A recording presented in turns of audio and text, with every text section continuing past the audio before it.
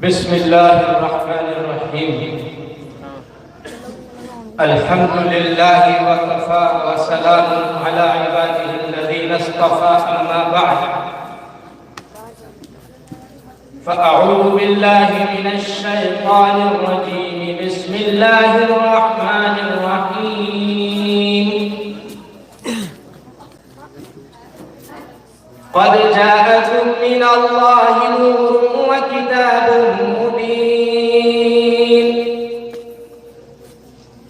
وقال الله سبحانه وتعالى: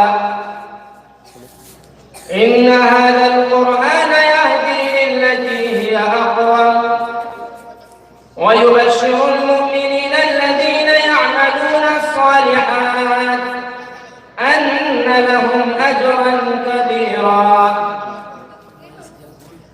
وقال النبي صلى الله عليه وآله وسلم: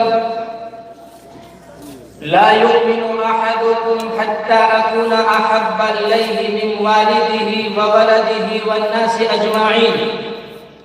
وقال عليه الصلاة والتسليم: لا يؤمن أحدكم حتى يكون هواه تبعا لما جئت به.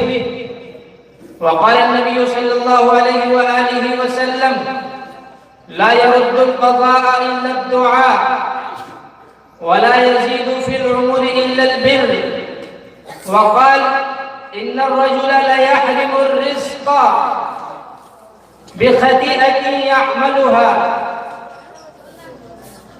صدق الله مولانا العظيم وصدق رسوله النبي الكريم. درود شریف پڑھنے اللہم صلی علی سیدنا مولانا محمد وعلى آل سيدنا مولانا محمد وبارك وسلم. صلی اللہ علی النبی الأمی صلی اللہ علی النبی الأمی.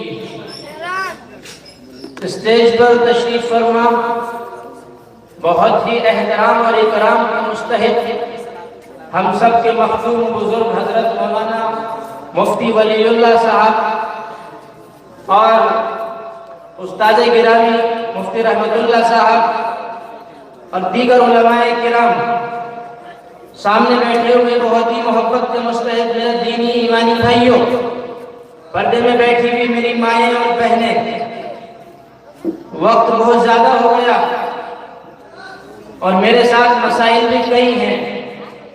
ایک تو میں سب سے کم علم ہوں، سب سے بعد میں آنے والے کے حصے میں بہت کم موضوع رہ جاتا ہے، وہ کیا کہے.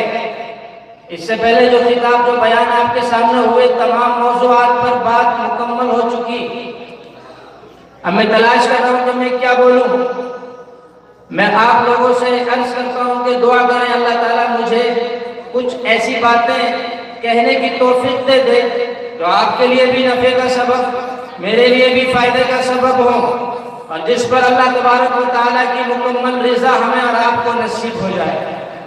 میرے دوستوں، میرے بھائیوں، ہم سب نے جو حصہ لیا ہے وہ پروگرام قرآن سے تعلق رکھتا ہے، وہ پروگرام حدیث سے تعلق رکھتا ہے، وہ پروگرام شریعت سے تعلق رکھتا ہے.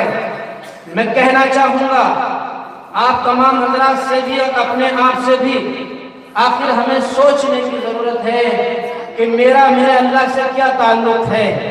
میرے پاس اللہ کی دی ہوئی وہ کون سی نعمتیں ہیں جن کی بنیاد پر مجھے اللہ نے تمام مخلوقات میں سب سے باعزت بنایا ہے. وہ کون سی چیز ہے کہ جب میری طرف سے وہ وجود میں آتی ہے تو آسمان سے فرشتے میرے اوپر اور آپ کے اوپر سلامتی بھیجتے ہیں، رحمت الہیہ کا نزول ہوتا ہے. اس چیز کو ہم کسی سے پوچھیں کوئی جواب نہیں ملے گا، لیکن اگر ہم اس چیز کا جواب خود اللہ سے معلوم کریں، قرآن کی برکت سے وہ ہمیں معلوم ہو جائے گا کہ میرا میرے اللہ سے کیسی محبت کا تعلق ہے، کیسی رحمت کا تعلق ہے، کیسی عنایت کا تعلق ہے. ادھر سے کرم ہی کرم ہوتا ہے، محبت ہی محبت ہوتی ہے، عطائی عطا ہوتی ہے. ادھر سے کم ظرفی کا معاملہ جاری ہوتا ہے، ادھر سے گناہ ہوتے ہیں، ادھر سے بد نظریاں ہوتی ہیں، ادھر سے شراب پی جاتی ہے، ادھر سے زنا ہوتا ہے، ادھر سے اعلان ہوتا ہے هل من مستغفر, ہے تم میں کوئی مغفرت کا طلب کرنے والا, ہے کوئی تم میں رحمت کا طلب کرنے والا, ہے کوئی تم میں رزق کی کثرت کا طلب کرنے والا.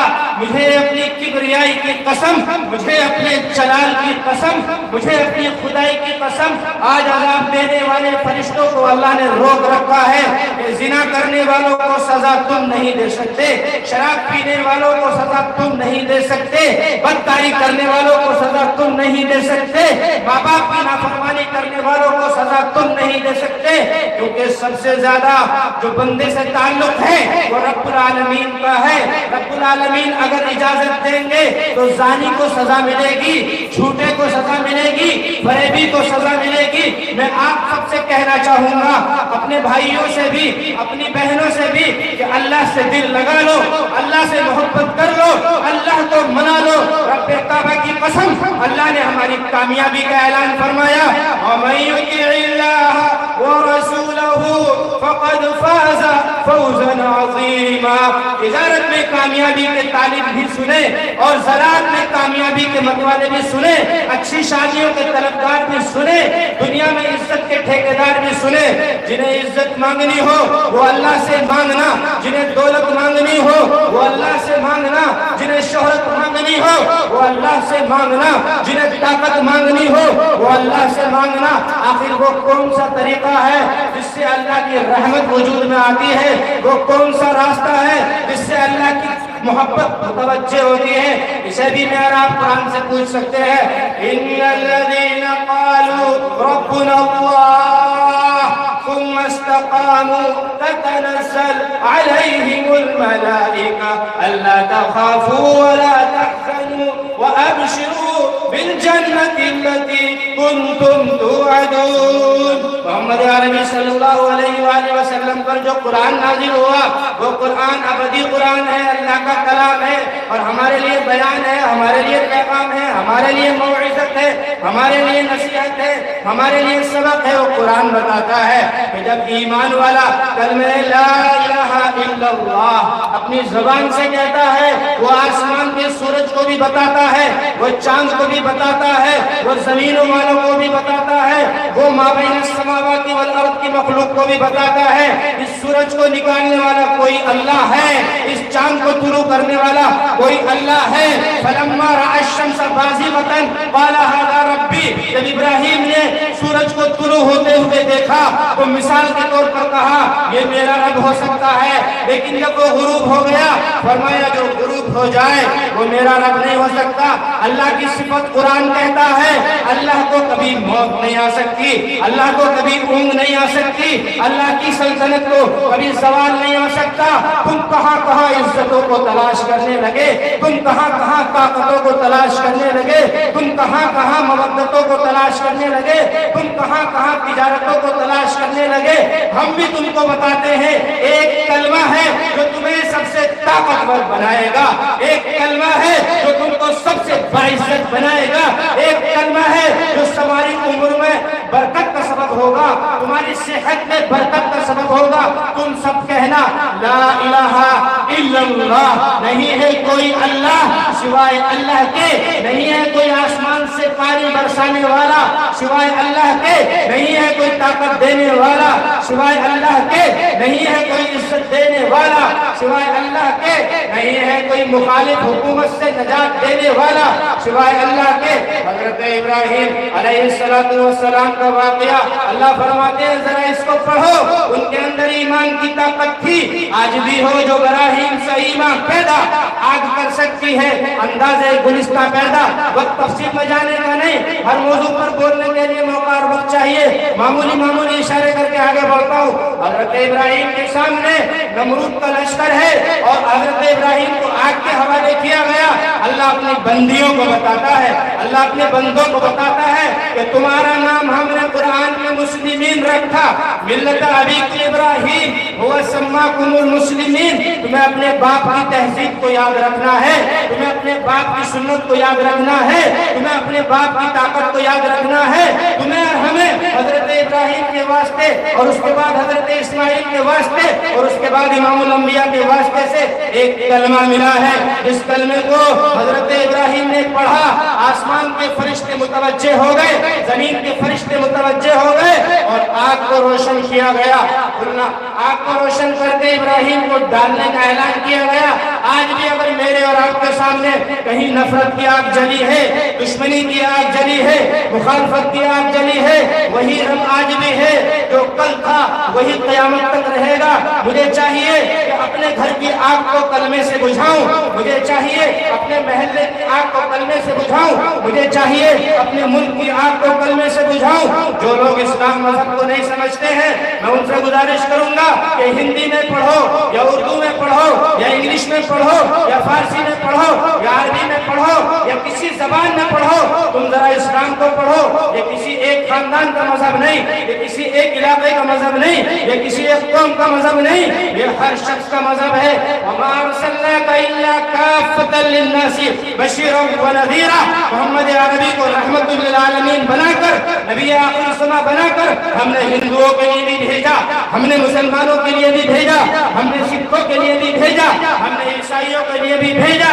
وہ آسمان کے بھی نبی ہے، وہ زمین کے بھی نبی ہے، وہ جنات کے بھی نبی ہے اور وہ انسانوں کے بھی نبی ہے۔ تم نے اپنے نبی کو پہچاننے میں بھول کی، ان کی تہذیب کو پہچاننے میں بھول کی، ان کے اخلاق کو پہچاننے میں بھول کی۔ وہی نبی جو حضرت ابراہیم علیہ السلام کی دعا کا نتیجہ ہے۔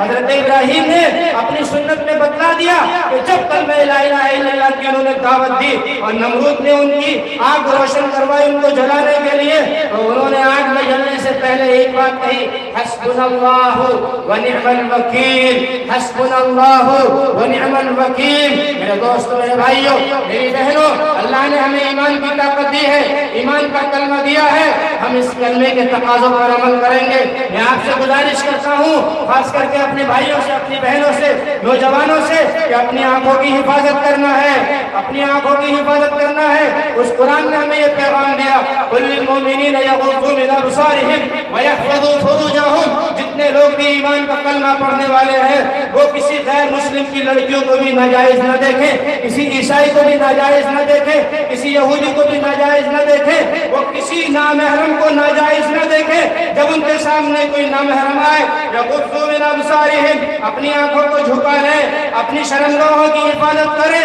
یہی چیز ان کے لیے طاقت کا سبب بنے گی، یہی چیز ان کے لیے عزت کا سبب بنے گی، یہی چیز ان کے لیے اللہ کے دربار میں قربت کا سبب بنے گی۔ وہی اللہ نے اپنی بندیوں سے بھی کہا، وَقُلْ لِلْمُؤْمِنَاتِ يَغْضُضْنَ مِنْ أَبْصَارِهِنَّ وَيَحْفَظْنَ فُرُوجَهُنَّ۔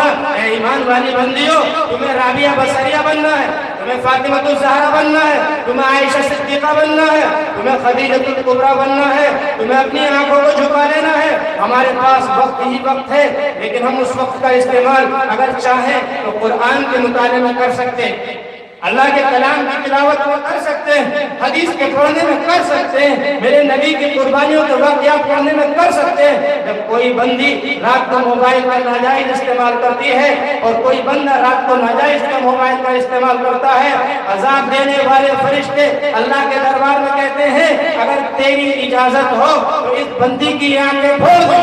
زمین کہتی ہے کہ پھٹ کر کے اس کو زمین میں دھسا دیا جائے، پہاڑ کہتے ہیں کہ اس کو تہس نہس کر دیا جائے، آسمان کہتا ہے کہ اس کے اوپر بجلی گرا دیا جائے، لیکن میرا اللہ فرماتا ہے کہ یہ میری بندی ہے، میرا بندہ ہے، میں اسے ہر رات موقع دیتا ہوں۔ قسم رب کائنات کی، آپ کا میرا رب ہم پر کتنا مہربان ہے، ہم پر کتنا مشفق ہے، ہمارے ساتھ کتنی محبت کا معاملہ کرنے والا، پیار کا معاملہ کرنے والا۔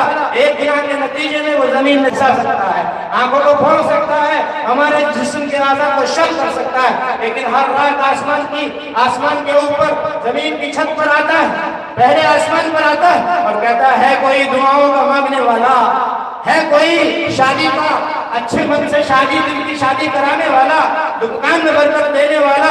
ادھر وہاں فرشتہ اعلان کر رہا ہوتا ہے، ادھر میری بہن کسی ناجائز تصویر کو دیکھنے میں مبتلا ہوتی ہے، ناجائز عشق کے اندر مبتلا ہوتی ہے، زنا کے اندر مبتلا ہوتی ہے۔ میری بہنوں سے میں گزارش کروں گا آج کی رات سے طے کر لیں کہ ہمیں نظر کا گناہ نہیں کرنا ہے، ہمیں نظر کا گناہ نہیں کرنا ہے۔ اس نظر سے ہم قرآن پڑھیں گے انشاءاللہ، اس نظر کو اللہ کے سامنے آنسو بہا کر دھو کر دکھائیں گے، اس نظر کو اللہ کے سامنے پیش کریں گے۔ تیری میری نظر جب اللہ کے سامنے مقبول ہو جائے گی تو ہمارے یہاں برکتیں ہوں گی، رحمتیں ہوں گی۔ جو لوگ کلمے پر جمتے ہیں، اللہ کو اللہ مانتے ہیں، اللہ سے ڈرتے ہیں، رب سے باتیں کرتے ہیں، رب فرماتے ہیں ان کے اوپر ہم رحمت نازل کرتے ہیں، فرشتوں کا نزول ہوتا ہے، برکتوں کا نزول ہوتا ہے، فتوحات کا نزول ہوتا ہے۔ اور وہ فرشتے کہتے ہیں اللہ تخافوا ولا تحزنوا وابشروا بالجنة التي كنتم توعدون، تمہیں ڈرنا نہیں ہے، تمہیں گھبرانا نہیں ہے، تمہیں جنت کی خوشخبری ہے۔ جنگ احد کا واقعہ ہم کو بتلا رہا ہے اللہ کی مدد کیسے آتی ہے، جنگ بدر کا واقعہ ہم کو بتلا رہا ہے اللہ کی مدد کیسے آتی ہے۔ وما رميت إذ رميت ولكن الله رمى كم من فئة قليلة غلبت فئة كثيرة بإذن الله والله مع الصابرين۔ اے ایمان والو، اگر تم تعداد میں تھوڑے ہوگے اور تمہارے اندر صبر ہوگا، ہم تمہیں ہتھیار دے رہے ہیں، صبر کا ہتھیار اپنا لینا، تقوی کا ہتھیار اپنا لینا، شکر کا ہتھیار اپنا لینا، اللہ کے بندوں کے ساتھ حقوق کی ادائیگی کا ہتھیار اپنا لینا۔ رب کعبہ کی قسم، جنگ بدر میں کیا تھی مسلمانوں کی تعداد؟ اللہ فرماتے ہیں ہماری مدد جب آتی ہے تھوڑی تعداد اکثر تعداد پر غالب آ جاتی ہے۔ 313 کے آس پاس صحابہ اور مخالفین سے مٹ بھیڑ ہوتی ہے۔ اللہ فرماتے ہیں کہ جب تم نے مارا تھا تو تم نے نہیں مارا تھا، اللہ نے مارا تھا۔ اللہ فرماتے ہیں کہ جب ہم اپنے بندوں سے خوش ہوتے ہیں اور ہمارے بندے صبر کرنے والے ہوتے ہیں، یعنی پریشانیوں میں بھی نماز پڑھنے والے، روزہ رکھنے والے، گناہ کا تقاضا ہوا اپنے گناہ پر صبر کیا۔ صبر کا مطلب ہے اپنی نگاہوں کو کنٹرول میں رکھنا، اپنے دل کے جذبات کو کنٹرول میں رکھنا، اپنے ہاتھوں کو کنٹرول میں رکھنا، زبان جھوٹ نہ بول پائے، قرآن کی آیت پر عمل کرتے ہوئے زندگی گزارنا۔ قرآن ہمارے لیے نمونہ، قرآن ہمارے لیے ہدایت، قرآن ہمارے لیے طاقت، قرآن ہمارے لیے ہتھیار۔ یا ایھا الذین آمنوا اتقوا اللہ، اے ایمان والو تم ایمان لائے ہو، اللہ کا لحاظ کرو۔ تم اپنی زبان سے جھوٹ بولو گے، ان المؤمن لا یکذب، اللہ کے نبی نے فرمایا صلی اللہ علیہ وسلم مومن جھوٹ نہیں بول سکتا۔ اے ایمان والو اپنی زبان کو سچ میں استعمال کرنا، اپنی زبان کو قرآن کی تلاوت میں استعمال کرنا، اپنی زبان کو درود پاک کے پڑھنے میں استعمال کرنا۔ جب کوئی بندہ یا بندی ایک مرتبہ درود شریف پڑھتا ہے، رب کعبہ کی قسم 10 دفعہ اللہ تعالیٰ محبت کی نظر سے دیکھتے ہیں، 10 گناہ معاف فرماتے ہیں اور 10 درجے بلند فرماتے ہیں اور 10 نیکیاں اس کو ملتی ہیں۔ صلی اللہ علیہ وسلم ایک بندہ پورے دن میں کتنا کہہ سکتا ہے؟ ایک دفعہ کہنے پر 40 فائدے ہوتے ہیں۔ فرمایا جب کوئی شخص سبحان اللہ والحمدللہ ولا الہ الا اللہ واللہ اکبر ولا حول ولا قوت الا باللہ العلی العظیم، جب کوئی بندہ اللہ کو راضی کرنے کے لیے، اللہ سے باتیں کرنے کے لیے، اللہ سے محبت کرنے کے لیے، اللہ کے عشق میں پڑھتا ہے، یہ کلمے کو پر لگ جاتے ہیں، پہلے آسمان پر جاتا ہے، دوسرے پہ جاتا ہے، تیسرے پہ جاتا ہے، 7ویں آسمان کے اوپر جاتا ہے، سدرۃ المنتہا کو کراس کر کے تخت باری تعالیٰ کے چاروں طرف بھن بھناتا ہے۔ فلاں بستی کی رہنے والی فاطمہ نے، فلاں بستی کی رہنے والی عائشہ نے، کسیا کے رہنے والے نوجوان نے مجھے بھیجا ہے۔ اللہ اپنے دربار میں اس بندی کا تذکرہ فرماتے ہیں، اس بندے کا ذکر فرماتے ہیں۔ اے ایمان والو تمہیں سچ بولنا ہے، تمہیں حق بولنا ہے، قولوا قولا سدیدا، تمہیں جھوٹ نہیں بولنا، تمہیں روزی کمانے کے لیے دھوکہ دینے کی ضرورت نہیں۔ نحن نرزقک والعاقبۃ للتقوی، کیسی بات ہے، ہم روزانہ سورج نکالتے ہیں، تمہارے سامنے نکلتا ہے، ساری کائنات کے فرشتے چاہے، انسان چاہے، جتنا چاہے سورج نہ نکلے۔ رب نے فرمایا جب ہم دینے پر آتے ہیں کسی کی طاقت نہیں جو روک دے۔ وَإِن يَمْسَسْكَ اللَّهُ بِضُرٍّ فَلَا كَاشِفَ لَهُ إِلَّا هُوَ، جب اللہ تعالیٰ کسی آدمی کے ساتھ پریشانی کا ارادہ فرما لے، تکلیف کا ارادہ فرما لے، بیماری کا ارادہ فرما لے، کوئی اس کی بیماری کو دور نہیں کر سکتا۔ لا الہ الا اللہ، صرف وہی اللہ ہے جو مصیبت کا دور کرنے والا، بیماریوں کا دور کرنے والا، دشمنیوں کا دور کرنے والا، مخالفت کا دور کرنے والا۔ وَإِن يُرِدْكَ بِخَيْرٍ فَلَا رَادَّ لِفَضْلِهِ، اور جب کوئی بندہ یا بندی اللہ کی طرف سے طے ہو جائے اس کے لیے لیے کہ اسے عزت ملنا ہے، اسے طاقت ملنا ہے، اسے دولت ملنا ہے، تو فرمایا کوئی اس کے فضل کو، اس کی دی ہوئی عزت کو، اس کی دی ہوئی طاقت کو روک نہیں سکتا۔ لا مبدل لکلماتہ وہو السمیع العلیم، اس کے کلمات کو کوئی بدلنے والا نہیں، ولا معقب لحکمہ، اس کے حکم کے بعد کوئی دوسرا حکم دینے والا نہیں۔ لیکن فرمایا ہم ایک شرط پر دیں گے، ہم ایک شرط پر دیں گے، تمہیں ہمارے کلمے کے ساتھ محمد رسول اللہ صلی اللہ علیہ وسلم کی زندگی کو لانا ہے۔ قل ان کنتم تحبون اللہ فاتبعونی یحببکم اللہ ویغفر لکم ذنوبکم۔ جب تم ہاتھ دھو کر کھانا کھاؤ گے، بسم اللہ پڑھ کر کھانا کھاؤ گے، دسترخوان بچھا کر کھانا کھاؤ گے، فرمایا تو تمہارا رب تمہیں محبت میں نوازے گا، برکتوں سے نوازے گا، طاقت سے نوازے گا۔ اور فرمایا اگر کوئی شخص نماز پڑھتا ہے، وہ نماز اکیلا پڑھتا ہے، تو فرمایا اے محمد صلی اللہ علیہ وسلم ہم نے تمہیں نماز عطا کی 50، لیکن تم نے کم کرتے کرتے اپنی امت کا عذر بیان کرتے کرتے 5 رہنے دیا۔ فرمایا لا مبدل لکلمات اللہ، ترمذی شریف میں روایت، فرمایا کہ اللہ کے کلمات کو کوئی بدلتا نہیں، بدل نہیں سکتا۔ ہم نے 5 نمازیں دی، لیکن جب کوئی بندہ مومن 5 نمازیں دل کے خشوع اور خضوع کے ساتھ پڑھے گا، اچھی طرح وضو کر کے پڑھے گا، واجبات و مستحبات و فرائض کی ادائیگی کے ساتھ پڑھے گا، فرمایا ہم 50 نمازوں کا ثواب دیں گے۔ اب ٹوٹل جوڑتے رہیے، ایک نماز کو ضائع کرنے کا ظاہری کیا نقصان ہے؟ دوسری حدیث پر آئیے، علماء بیٹھے ہیں، معذرت کے ساتھ عرض کر رہا ہوں، کوئی غلط ہو جائے معاف کر دینا یا بعد میں اصلاح کر دینا۔ ایک روایت میں آتا ہے جب کوئی شخص، پہلی روایت یاد رکھنا کہ ہم 5 نمازوں کا ثواب 50 کے برابر دیتے ہیں۔ ایک آدمی نے 5 نمازیں پڑھی، 50 کا ثواب ملا۔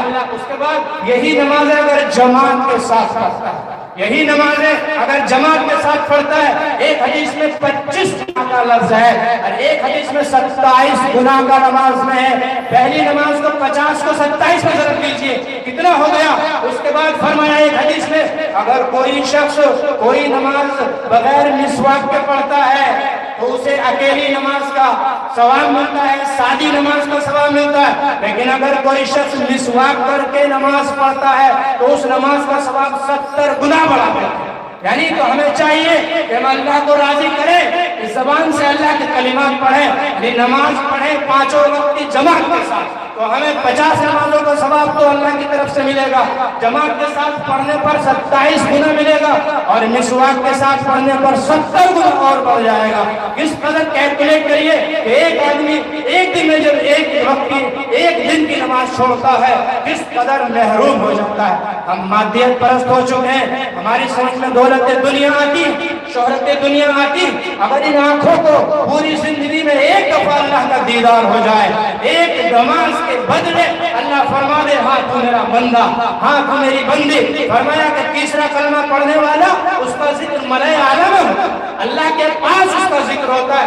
آپ سے گزارش کروں گا کہ اس زبان سے کبھی جھوٹ نہ بولے، اس زبان سے کبھی کسی کو دھوکہ نہ دے، اس زبان سے کبھی کسی کو گالی نہ دے۔ اور فرمایا کہ تم لوگ اگر اپنے نبی کی سنتوں کو اپنی زندگی میں لے آؤ، ہم سب کے اندر چونکہ طاقت ہے اور انسان کے اندر غصہ ہے، فرمایا کہ صبر کا بدلہ کیا ہے کہ شوہر کو غصہ آیا بیوی پر، یا استاذ کو غصہ آیا شاگرد پر، یا کسی بڑے کو غصہ آیا چھوٹے پر، فرمایا من قضم غیظ، جس نے غصے کو پی لیا، جس نے غصے کو پی لیا اللہ کی رضا کے لیے، اللہ کی محبت میں، اللہ کے لحاظ میں، رسول اللہ کی سنت کو اپنانے کے لیے، جس نے غصے کو پی لیا، اللہ کے رسول صلی اللہ علیہ وسلم نے فرمایا قیامت کے دن حضرت آدم علیہ السلام سے لے کر اور قیامت تک کے تمام انسانوں کا اجتماع ہوگا، اللہ اس بندے کا اعلان کریں گے فلاں گاؤں کا، فلاں ضلع کا، فلاں بستی کا رہنے والا بندہ آئے اور فرمائیں گے جنت کی جون سی حور اسے پسند ہو وہ تو لے لے۔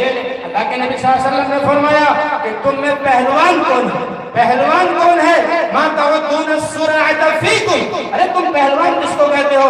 صحابہ نے فرمایا ایسا طاقتور شخص جو مقابلہ کرے کئی لوگوں سے بھی تو وہ پچھاڑ نہ سکے، وہ لوگ جماعت کی جماعت اسے پچھاڑ نہ سکے، بڑے سے طاقتور لوگ اسے گرا نہ سکے، فرمایا ہرگز نہیں، وہ طاقتور نہیں، وہ پہلوان نہیں، اللہ کے ہاں وہ رستم زمان نہیں، فرمایا الذی یملک نفسہ عند الغضب، تجھے غصہ آئے اور تو اس لیے پیڑے، میرے اوپر بھی ایک طاقت والا، میرے اوپر بھی ایک عزت والا، میرے اوپر بھی ایک غصے والا. آج جو طلاقیں ہوتی ہیں اور بدتمیزیاں کرتی ہیں، یا مردوں کی بدتمیزیاں ہوتی ہیں، یا آپس میں چھوٹے بڑوں میں بگاڑ ہوتا ہے، فرمایا تیرے میرے نبی صلی اللہ علیہ وسلم نے جھک جانا، مٹ جانا، معاف کر دینا، درگزر کر دینا.